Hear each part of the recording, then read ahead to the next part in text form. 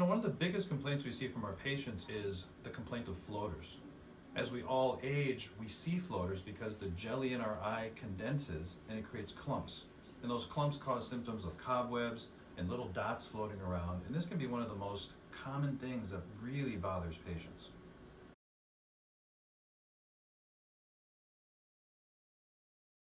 There's some studies out there showing that the floaters are more bothersome to patients than symptoms of dry eye, cataracts, and even stroke. So patients complain of not being able to see clearly when they're trying to do their daily activities, whether it's reading or writing. They also complain of having trouble even driving at night because these floaters can cause blind spots and glare.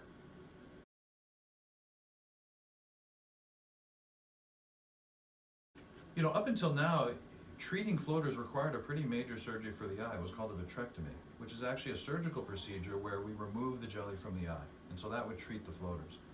But since that was an invasive surgery, most patients were told there's really nothing that we can do for your floaters. Just live with them. They're going to be like old friends for you, okay?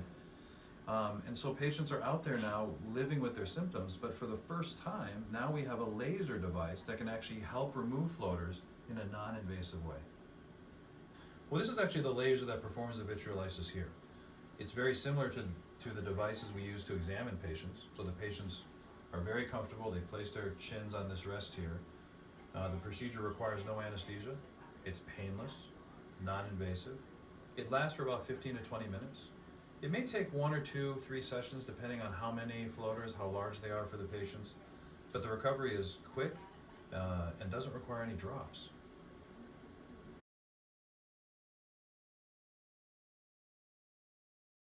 If you have a floater or you're bothered by a floater, the first thing I would do is get a good eye exam. Go to your eye doctor, get your eyes examined, and if the floater looks like it's treatable, we're here to help.